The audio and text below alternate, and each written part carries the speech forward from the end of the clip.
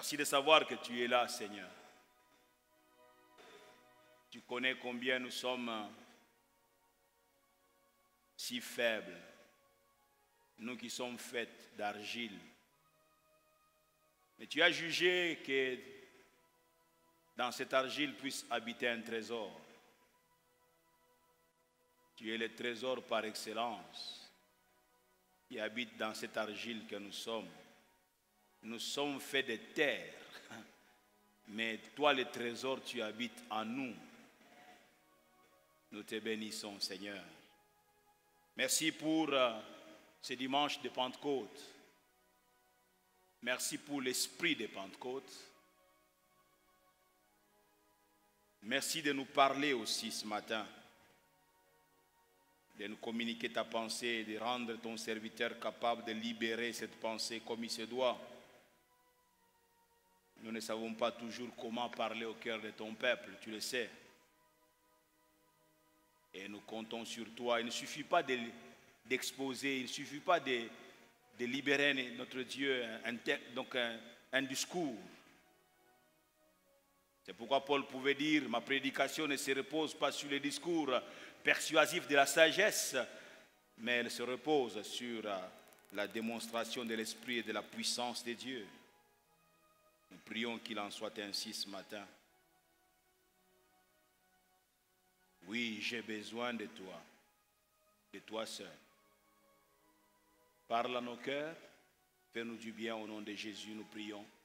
Ensemble, nous disons Amen. Gloire au Seigneur.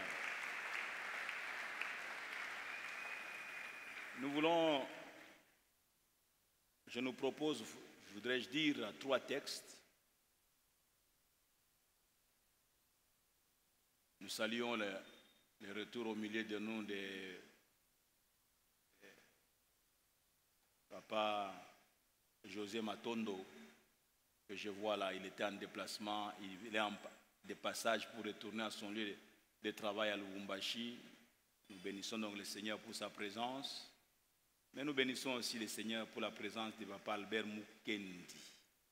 Ça fait, je ne sais pas, 3 semaines peut-être qu'il a été absent, et nous sommes dans la joie de le revoir au milieu de nous. Papa Mukendi, c'est quelqu'un qui est comme les Joseph d'Arimathée, qui servent le Seigneur en se cachant.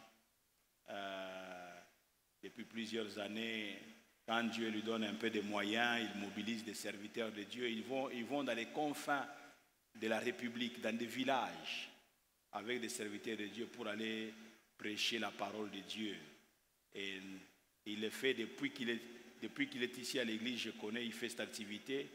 Et je me souviens même qu'une fois, il m'avait emballé aussi, emporté dans ce voyage. Là, nous sommes dans les confins de Katanga, là-bas, où nous sommes allés prêcher la parole de Dieu. Et nous bénissons le Seigneur pour des gens qui peuvent avoir le cœur de l'évangile.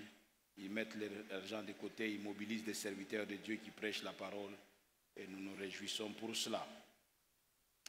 Je nous propose 3 textes bibliques. Le tout premier, nous le prenons dans 1 Samuel, au chapitre 10, et nous lirons les 11 premiers versets. Je nous propose de longs textes ce matin, les 2 premiers là. Le deuxième texte, nous le prenons dans Actes des Apôtres, au chapitre 4. Et nous lirons à partir du verset 5 jusqu'au verset 20. Vous allez me supporter ce matin. Mais le troisième, c'est juste un verset. C'est Actes des Apôtres, chapitre 1er, et le verset 8. Je disais, Samuel d'abord, 1 Samuel 10, du 1er au 11e verset. Nous allons lire au nom du Seigneur. Ayez votre texte, vous restez assis s'il vous plaît, et nous allons lire les tout premiers textes. 1 Samuel 10. Samuel prit une fiole d'huile qui le répandit sur la tête de Saoul. Il le baisa et dit, « L'Éternel ne t'a-t-il pas oint pour que tu sois le chef de son héritage ?» Aujourd'hui, après m'avoir quitté, tu trouveras 2 hommes près du sépulcre de Rachel sur la frontière de Benjamin, à Tel-Tsatz. Ils te diront, les ânesses que tu as allé chercher sont retrouvées, et voici ton père ne pense plus aux ânesses, mais il est en peine de vous, et dit, que dois-je faire au sujet de mon fils? De là, tu iras plus loin, et tu arriveras aux chênes de Tabor, où tu seras rencontré par 3 hommes montant vers Dieu à Bethel, et portant l'un 3 chevreaux, l'autre 3 gâteaux de pain, et l'autre une outre de vin. Ils te demanderont comment tu te portes, et ils te donneront 2 pains que tu recevras de leurs mains. Après cela, tu arriveras à Gibéa Elohim, où se trouve une garnison des Philistins. En entrant dans la ville, tu rencontreras une troupe de prophètes descendant du haut lieu, précédés du luth, du tambourin, de la flûte et de la harpe, et prophétisant eux-mêmes. L'Esprit de l'Éternel te saisira, tu prophétiseras avec eux et tu seras changé en un autre homme. Lorsque ces choses, que dis-je, lorsque ces signes auront eu pour toi leur accomplissement, fais ce que tu trouveras à faire, car Dieu est avec toi. Puis tu descendras avant moi à Gilgal, et voici, je descendrai vers toi pour offrir des holocaustes et des sacrifices d'action de grâce. Tu attendras 7 jours jusqu'à ce que j'arrive auprès de toi et que je te dise ce que tu dois faire. Dès que Saül eut tourné le dos pour se séparer de Samuel, Dieu lui donna un autre cœur, et tous ces signes s'accomplirent le même jour. Lorsqu'ils arrivèrent à Gibéa, voici une troupe de prophètes vint à sa rencontre. L'Esprit de Dieu le saisit et il prophétisa au milieu d'eux. Tous ceux qui l'avaient connu auparavant virent qu'il prophétisait avec les prophètes, et l'on se disait l'un à l'autre dans le peuple, qu'est-il arrivé au fils de Kis? Saül est-il aussi parmi les prophètes? Actes des apôtres, chapitre 4, à partir du verset 5. Le lendemain, les chefs du peuple, les anciens et les scribes s'assemblèrent à Jérusalem avec Anne, le souverain sacrificateur, Caïphe, Jean, Alexandre et tous ceux qui étaient de la race des principaux sacrificateurs. Ils firent placer au milieu d'eux Pierre et Jean et leur demandèrent par quel pouvoir ou au nom de qui avez-vous fait cela?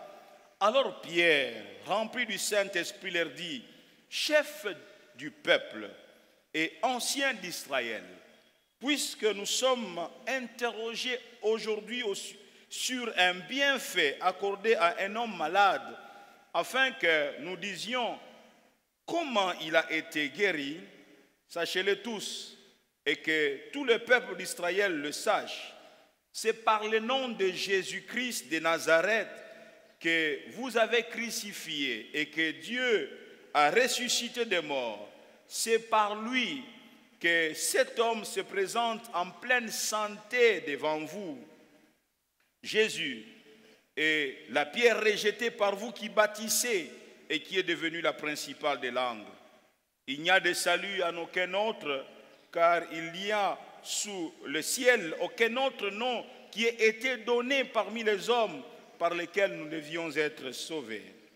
Lorsqu'ils virent l'assurance de Pierre, soulignez cela, lorsqu'ils virent l'assurance de Pierre et de Jean, ils furent étonnés sachant que c'étaient des hommes du peuple sans instruction, et ils le reconnurent pour avoir été avec Jésus.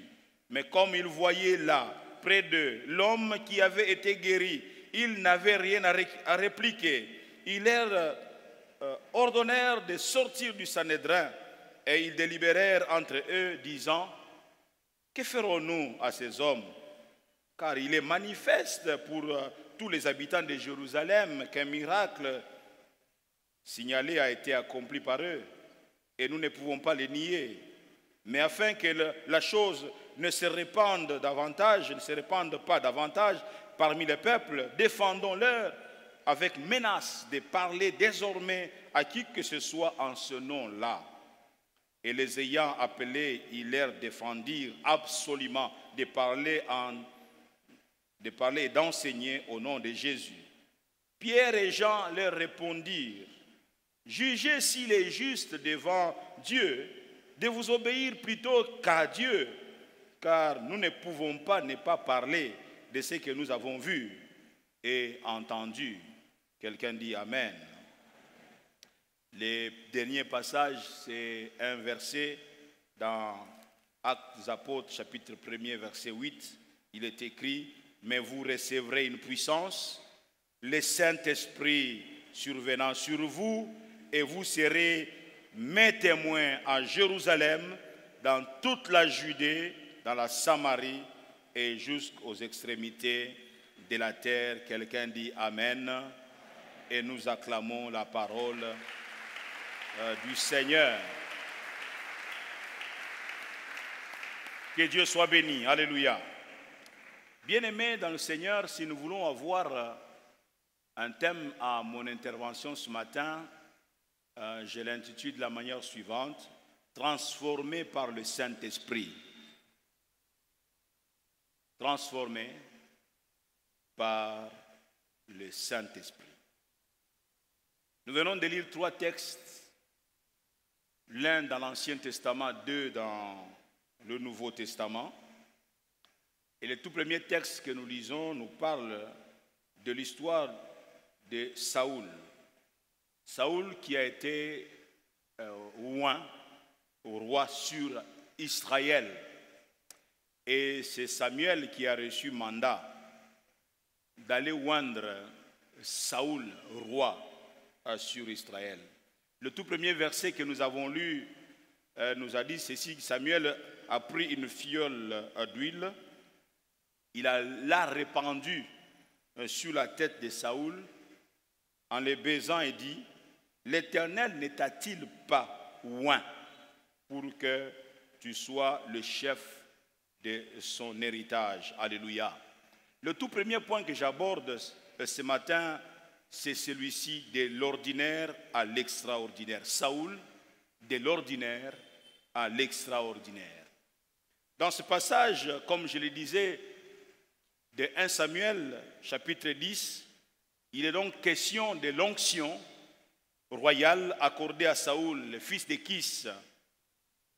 Samuel, qui a pris ses fioles d'huile, a répandu l'huile sur sa tête et il lui dit, « L'Éternel ne t'a-t-il pas oint pour que tu sois le chef de son héritage? » Donc nous pouvons déjà voir dans ces versets l'origine, d'où peut nous venir l'onction. Ce n'est pas Samuel qui oint, et Samuel qui a amené l'huile, qui a déversé l'huile sur Saül dit, « L'Éternel ne t'a-t-il pas oint pour que tu sois le chef de son héritage? » Non seulement que nous avons l'origine de l'onction dans ces versets bibliques, dans ces premiers versets bibliques, nous avons aussi la raison de l'onction. Il dit, l'onction, il dit, « L'Éternel ne t'a-t-il pas oint pour que tu sois le chef de son héritage? » L'onction est toujours donnée pour quelque chose. L'onction est toujours pour un but. L'onction est toujours pour un objectif à atteindre. Il est écrit dans le passage que nous avons lu de Actes 1, 8, il dit, vous recevrez une puissance, le Saint-Esprit survenant sur vous, et vous serez mes témoins. L'onction est toujours pour quelque chose. Là, Jésus-Christ promet aux disciples en disant que vous allez recevoir une puissance une fois que le Saint-Esprit viendra sur vous. Pourquoi allez-vous recevoir l'onction? Pourquoi allez-vous recevoir la puissance du Saint-Esprit? Parce que vous êtes appelés à être mes témoins. Alléluia. Vous êtes appelés à témoigner. Frères et sœurs, la Pentecôte n'est pas pour les chômeurs. La Pentecôte est pour ceux qui se mettent derrière Jésus-Christ et qui vont de lieu en lieu avec Jésus-Christ. Comme il est écrit dans Jean chapitre 10, verset 39, c'est un mot bon, que vous savez comment Dieu a oint du Saint-Esprit et de force. C'est Jésus de Nazareth qui allait de lieu en lieu. Il allait de lieu en lieu avec un programme précis. Il ne sortait pas par hasard. Il allait de lieu en lieu faisant du bien et guérissant tous ceux qui étaient sous l'empire du diable. Aujourd'hui, Jésus-Christ doit continuer à aller de lieu en lieu au travers de toi, au travers de moi, au travers de l'Église. Jésus est censé, il est appelé à aller de lieu en lieu pour faire du bien aux gens. Jésus-Christ ne peut pas s'arrêter dans cette activité-là. Bien-aimé, c'est pourquoi l'Église aujourd'hui doit rechercher l'onction, doit rechercher la visitation du Saint-Esprit. Celui qui fait partie de l'Église, qui est indifférent vis-à-vis du Saint-Esprit, il ne fait pas partie de l'Église. Parce que l'Église a soif de l'Esprit. L'Église est née dans l'Esprit, par l'Esprit, et l'Église ne peut fonctionner que dans l'Esprit et par l'Esprit. Oh, amen, amen. Amen, amen. Et l'affaire du Saint-Esprit n'est pas l'affaire des femmes, simplement. L'affaire du Saint-Esprit n'est pas l'affaire des hommes seulement. L'affaire du Saint-Esprit n'est pas l'affaire des jeunes gens seulement en disant non, ce sont des jeunes gens qui ont besoin de cela. Non, mes amis, parmi les apôtres, il y avait des jeunes gens, mais il y avait aussi un homme avancé en âge qu'on appelle Pierre, un homme marié, un homme qui avait de la famille, mais qui soupirait après la plénitude du Saint-Esprit. Du reste, c'est cet homme âgé-là qui a été le tout premier à prendre la parole lorsque le Saint-Esprit les avait saisis pour pouvoir annoncer le message de l'évangile. Important de mettre l'accent là-dessus. La Pentecôte, bien-aimé, est une affaire de l'Église. Si tu fais partie de l'Église, tu dois désirer expérimenter la Pentecôte. Je parle d'être baptisé dans le Saint-Esprit. Je parle d'être renouvelé dans la plénitude du Saint-Esprit. Le verset 6 que nous avons lu dans ces passages de 1 Samuel au chapitre 10 nous dit ceci, que verset 6, chapitre 10, l'Esprit de l'Éternel, c'est Samuel qui parle à Saoul et dit que l'Esprit de l'Éternel te saisira, tu prophétiseras avec eux. Lorsque tu auras donc rencontré la guérison des prophètes, tu prophétiseras avec eux et tu seras changé en un autre homme. Tu seras changé, tu seras transformé, tu seras changé en un autre homme. L'Esprit de l'Éternel, dit Semeur, tombera sur toi. Tu deviendras tout exalté comme eux et tu seras changé en un autre homme. L'Esprit de l'Éternel te saisira et tu prophétiseras. Alléluia. L'Esprit de l'Éternel te saisira et tu seras changé en un autre homme. Tu seras transformé en un autre homme. L'Esprit de l'Éternel te saisira. Saoul, l'Esprit de l'Éternel te saisira et tu seras changé.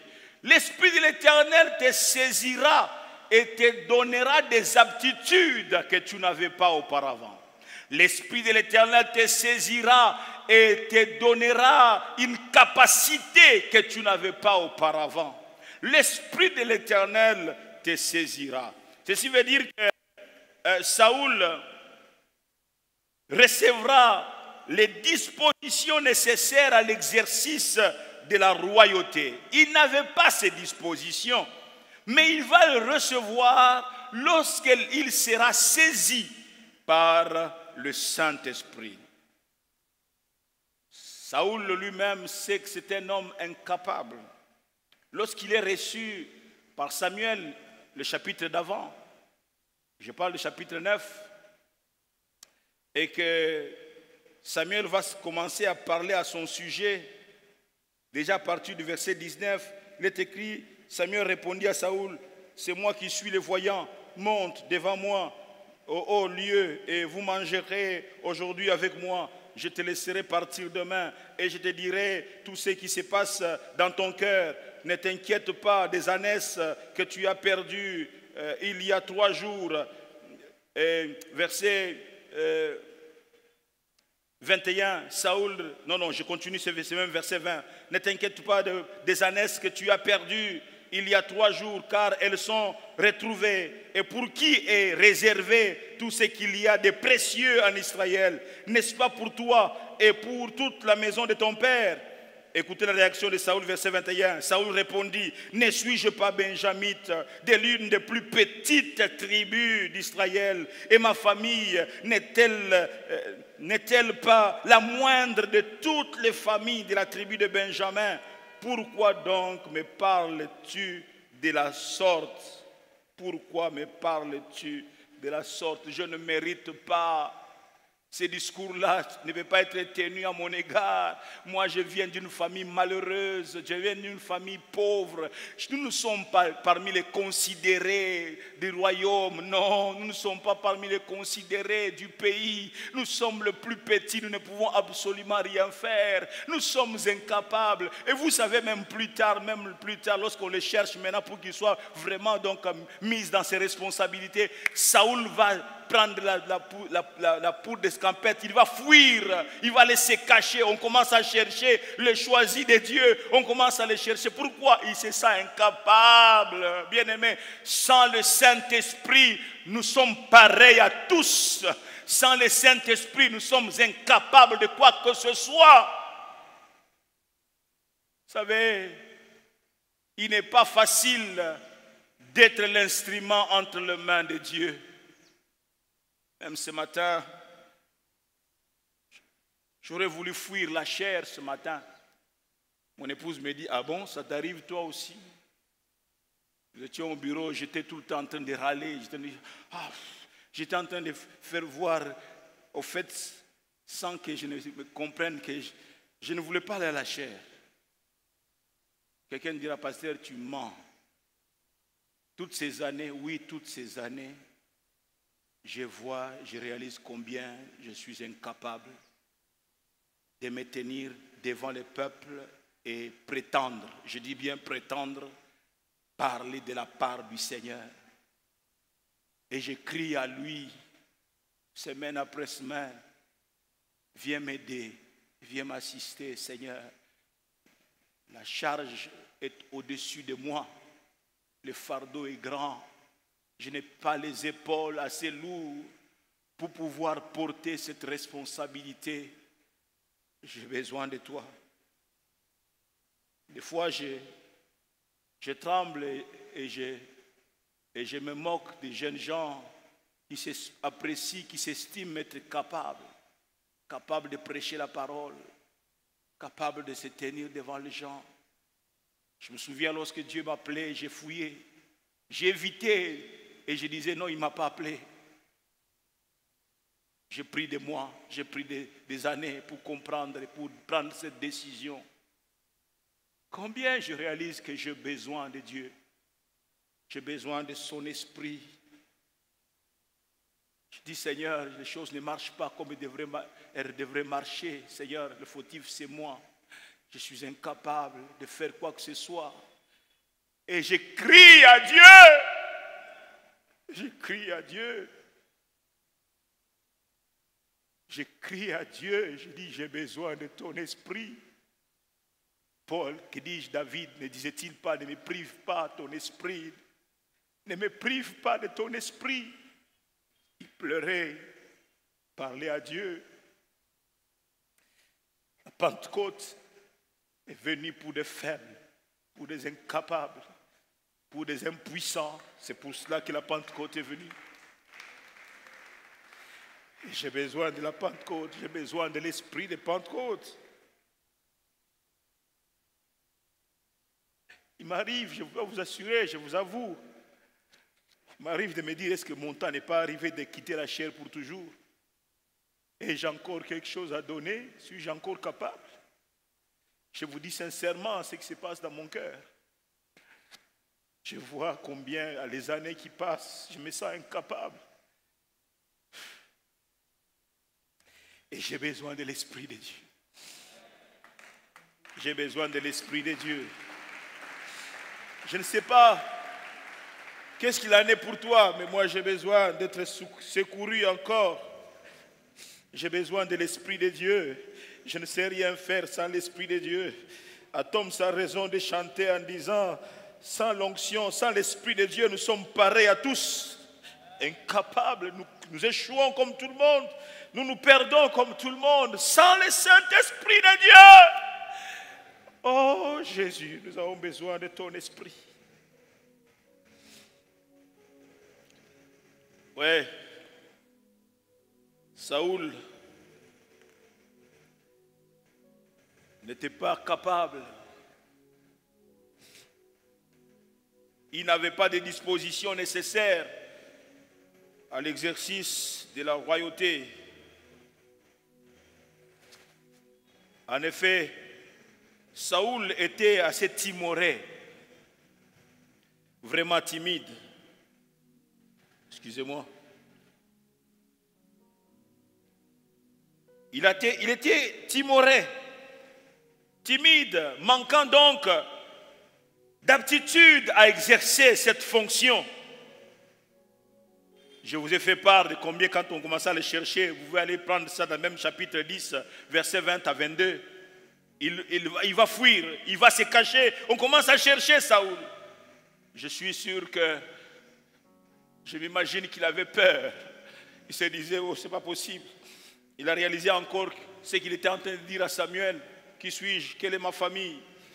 Et il s'est caché jusqu'à ce qu'on aille le dénicher, qu'on aille le chercher là-bas. Mais quand l'Esprit de Dieu vint sur Saoul, il prit courageusement les choses en main et mena Israël au combat contre ses ennemis. Quand vous lirez chapitre 12, vous pouvez voir tout cela. Le Saint-Esprit a donc rendu Saoul capable même de prononcer la parole de l'Éternel avec le prophète. Le Saint-Esprit l'a rendu capable d'annoncer la parole, de prophétiser avec le prophète. Saoul n'est pas prophète. Saoul n'a pas reçu mission, n'a pas reçu le ministère de prophète. Vous allez m'excuser encore.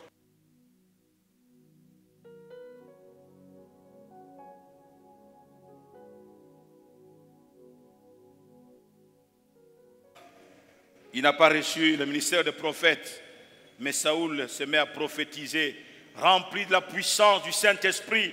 Saoul a été tout simplement transformé. Alléluia. Tout simplement transformé. La Bible dit que dès que Saoul y tournait le dos pour se séparer de Samuel, Dieu lui donna un autre cœur et tous ces signes s'accomplirent le même jour. Alléluia. Dieu lui donna un autre cœur. Lorsque l'Esprit de Dieu a saisi Saoul, Dieu a donné un autre cœur à Saoul. Saoul a été transformé, équipé à la manière de Gédéon et de Jephthé. Ces deux personnalités, ces deux personnages des Écritures me touchent énormément dans leur action. Jephthé encore davantage, parce que Jephthé n'était pas le fils de la famille, n'était pas le fils de la maison. Jephthé est le produit du péché d'un homme marié qui a de la famille, qui a des enfants, qui va aller avec une autre femme. Et Jephthé, même au temps où on a partagé l'héritage, a été chassé par ses demi-frères en disant que tu ne mérites pas l'héritage. de la famille, jusqu'à ce que, bien-aimés dans le Seigneur, les ennemis viennent envahir. Donc c'est Israël, donc c'est la famille de Jephthé, et se voyant incapables de faire face à l'ennemi, ils vont aller chercher Jephthé. Savez-vous ce que Jephthé faisait comme activité, n'ayant pas grandi dans une famille normale, et il a grandi dans les milliers de faiseurs de coups, comme des Chege, des Kuluna aujourd'hui, étant même à la tête des Kuluna de son époque, parce que l'affaire des Kuluna n'a pas commencé aujourd'hui. Et comme il s'est aguerri en faisant des bagarres dans des rues, et Jephthé est devenu leur chef, ils sont allés chercher Jephthé, bien-aimé, et puis il dit, viens, parce que nous avons affaire à des ennemis.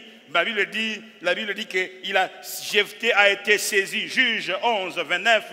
L'Esprit de l'Éternel fut sur Jephthé. Il traversa Galade et Manassé. Il passa à Mitzpé de Galade. Et de Mitzpé de Galade, il marcha contre les fils d'Ammon, à la tête de ses frères. Alléluia.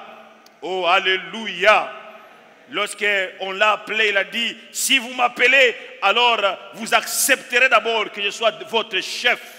Mais bien aimé, il n'y a pas de chef, il n'y a pas de conquérant, il n'y a pas de conquête sans le Saint-Esprit de Dieu.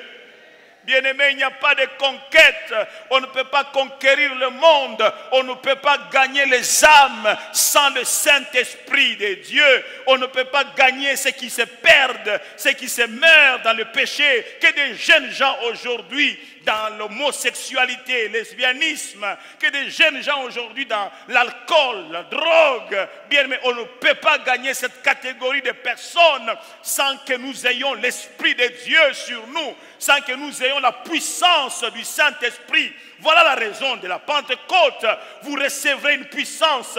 Le Saint-Esprit surviendra sur vous et vous serez mes témoins à Jérusalem d'abord. Et notre Jérusalem, c'est Bandalungwa. C'est notre Jérusalem, c'est toutes les contrées des Bandal avant que nous puissions aller dans notre Samarie. Samarie, c'est Kintambo. Samarie, c'est Gombe. Samarie, c'est Kassavubu. Avant que nous allions, notre Dieu, jusqu'aux extrémités de la terre, Bandalungwa doit être sauvé. Bandalungwa doit être sauvé. Bien-aimés dans le Seigneur, si l'Esprit de Dieu ne nous saisit pas, nous sommes parés à tous. Nous sommes parés à tous. Je suis fatigué d'avoir des cultes sans l'Esprit. Je suis fatigué d'avoir des rencontres sans le Saint-Esprit. Je suis fatigué de travailler sans la puissance de l'Esprit. J'ai besoin de l'Esprit. J'ai besoin de l'Esprit. Juge 6, 34, parlant de Gédéon, dit, Gédéon fut revêtu de l'Esprit de l'Éternel. Il sonna de la trompette et Abiézer fut convoqué pour marcher à sa suite. Alléluia. Gédéon a lui aussi en son temps, que n'a-t-il pas dit à Dieu? Pourquoi me choisis-tu? Moi, je suis le plus petit de ma famille. Et ma famille, c'est la plus petite famille de la tribu de Manassé. Va chercher tes gens ailleurs. Va chercher tes champions ailleurs. Nous ne sommes pas tes champions. Bien-aimés, il n'y a pas de champions. Il n'y a des champions que sur ceux sur qui l'Esprit de Dieu est descendu. L'Esprit de feu, l'Esprit de Dieu. Jésus, donne-nous de comprendre cette réalité. Donne-nous de comprendre ces choses. Alléluia. Nous avons lu ensemble l'autre texte des Actes des Apôtres. Actes des Apôtres, au chapitre 4. Ce chapitre 4 fait suite au chapitre 3. Pierre et Jean sont en route pour le temple. Ils veulent aller adorer. Quand ils arrivent au temple de Jérusalem, à l'entrée, à la porte principale appelée la Belle, ils vont trouver un homme mendiant, un homme boiteux de naissance, qui mendiait l'aumône, cherchait des petits sous, et il faisait ses petits comptes À la fin de la journée, qu'est-ce qu'il avait? Est-ce que j'en ai assez pour m'acheter un morceau de pain? Est-ce que j'en ai assez pour m'acheter de la nourriture?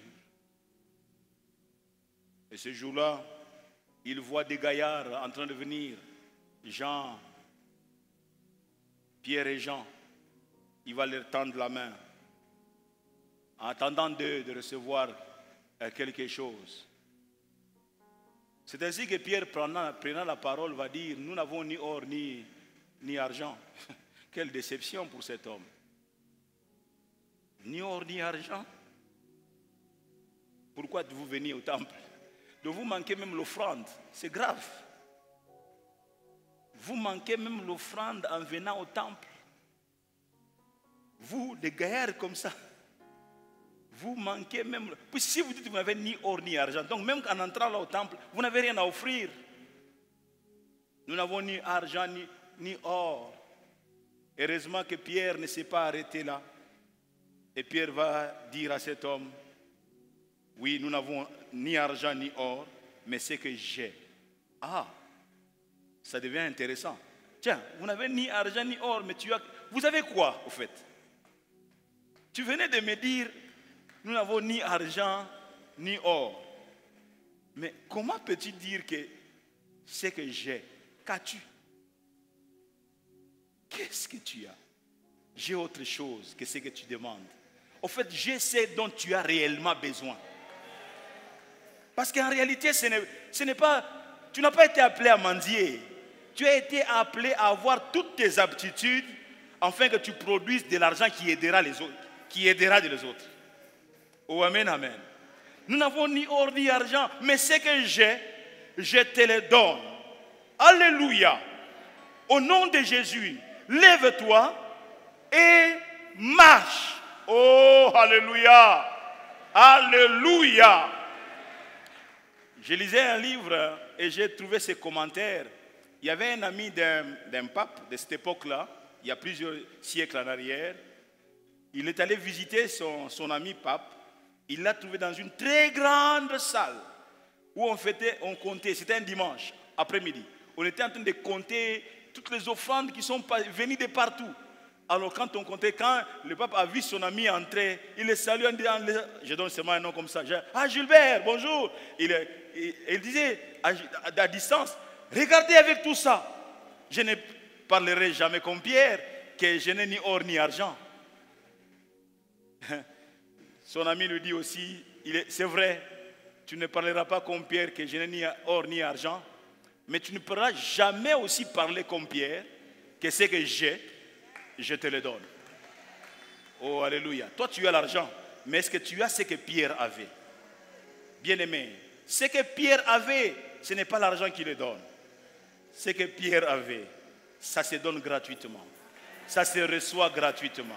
Je pensais que je parlais à quelqu'un. Ça se reçoit gratuitement. Oh, alléluia. Il y a un prix à payer pour cela, c'est vrai. C'est rester dans la chambre haute. Être candidat à la chambre haute. Rester autant que possible jusqu'à ce que le Père ait envoyé ce qu'il avait promis. Quoi donc? Le Saint-Esprit de Dieu. Oh, amen, amen. Alors Pierre fait marcher cet homme, mais ça va leur créer des problèmes. Le Sanhédrin va mettre la main sur Pierre parce que l'assemblée est enthousiasmée. Le Messie qui ne venait que rester à l'entrée du temple, maintenant entre dans le temple, sautant, louant Dieu, glorifiant le Seigneur. Tout le monde le connaissait. Tout le monde constate que tiens, cet homme a des jambes, cet homme est sur ses pieds, il court, il chante. Bien-aimé, la réunion s'est transformée en un temps de célébration, de louange. Ça provoquait des bruits, des cris. Les Sanhédrins disent non, ça ne peut pas en être comme ça. Ils vont les arrêter, les faire passer la nuit donc au cachot. Et le jour suivant, ils les amènent devant eux et en disant, dites-nous par quel pouvoir. J'aime ça. Il réalise qu'il y a eu un pouvoir qui a agi là. Dites-nous par quel pouvoir ou au nom de qui avez-vous fait cela? Bien-aimé, tu ne peux pas faire comme Pierre et Jean si tu n'as pas ces pouvoirs-là. Vous recevrez une puissance. Vous recevrez le pouvoir, le Saint-Esprit survenant sur vous. Vous recevrez le pouvoir et le Saint-Esprit, les dons du Saint-Esprit, bien-aimés, et la promesse du don est la promesse pour tout le monde. On ne choisit pas. On ne choisit pas, peu importe tes origines. Si tu as cru en Christ, tu as donné ta vie à Jésus-Christ, tu peux aspirer, tu peux rechercher, tu peux avoir soif du Saint-Esprit. Et Dieu t'enverra le Saint-Esprit. Il donne le Saint-Esprit à quiconque le lui demande. Je pensais que je parlais à quelqu'un. Il donne le Saint-Esprit à quiconque le lui demande. Bien-aimé dans le Seigneur, oublie que tu as 45 ans. Oublie que tu as 65 ans. Oublie que tu as 19 ans. Oublie que tu es une femme. Oublie que tu es un homme. Ce dont tu as besoin, c'est avoir soif. Soif de l'esprit. Soif de l'esprit. Soif de l'esprit. Soif de l'esprit. Soif de l'esprit. Soif de l'esprit. Quand on a soif de l'esprit, on sait aller se cacher. Je pensais que je parlais à quelqu'un. Quand on a soif de l'esprit, on sait aller se cacher. Il y a des moments où tu es devant un bon programme de télé, mais tu te dis, mais si je continue ce programme, ça va me voler l'heure que je voulais avoir avec Dieu. Alors je coupe, j'interromps, je vais me cacher avec Dieu. Bien-aimé, le Saint-Esprit est pour ceux qui se cachent. Je parle à quelqu'un? Le Saint-Esprit est pour ceux qui vont se cacher dans leur chambre, qui ferment la porte après eux, alors que tout le monde est dans la joie au salon. Toi, tu vas te cacher. Tu veux le Saint-Esprit, apprends à quitter le monde, apprends à quitter l'ambiance, apprends à quitter la distraction et va te cacher dans ta chambre. Tu recevras le don du Saint-Esprit. Je disais, tu recevras le don du Saint-Esprit. Je disais, tu recevras le don du Saint-Esprit. Oh, alléluia. Les rois ont besoin du Saint-Esprit. Les présidents ont besoin du Saint-Esprit. Les ministres ont besoin du Saint-Esprit. Les directeurs ont besoin du Saint-Esprit. Les chefs de division ont besoin du Saint-Esprit. Les chefs de bureau ont besoin du Saint-Esprit. Les prédicateurs ont besoin du Saint-Esprit. Bien-aimés, les laïcs ont besoin du Saint-Esprit.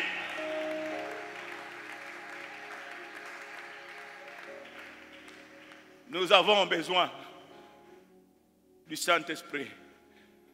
Nous sommes malheureux, nous sommes minables quand nous ne réalisons pas notre besoin du Saint-Esprit. Nous sommes pauvres, malheureux lorsque nous sommes suffisants et ne réalisons pas notre besoin du Saint-Esprit.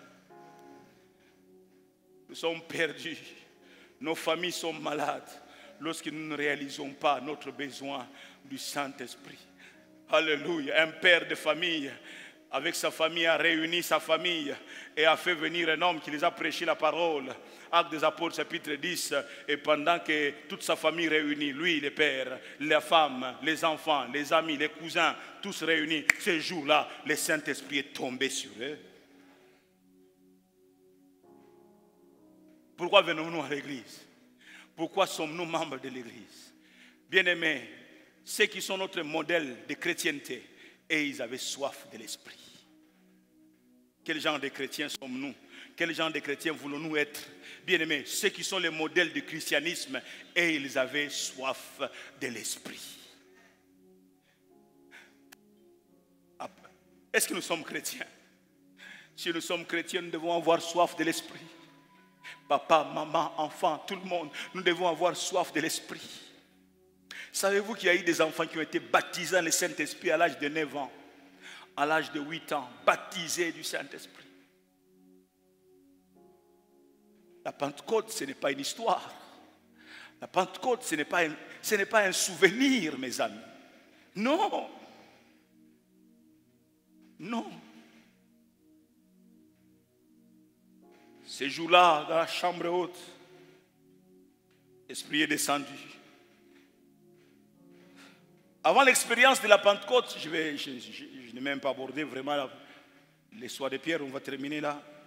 Avant l'histoire de la Pentecôte, les Pierre dont il est question était un homme peureux, manquant d'assurance, incapable de relever un moindre défi.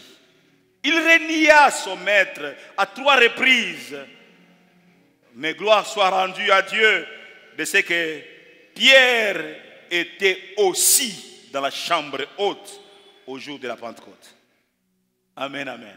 Ce jour-là, le Saint-Esprit tomba aussi sur lui, comme sur tous les autres. Et Pierre fut changé en un autre homme. Il fut changé en un autre homme.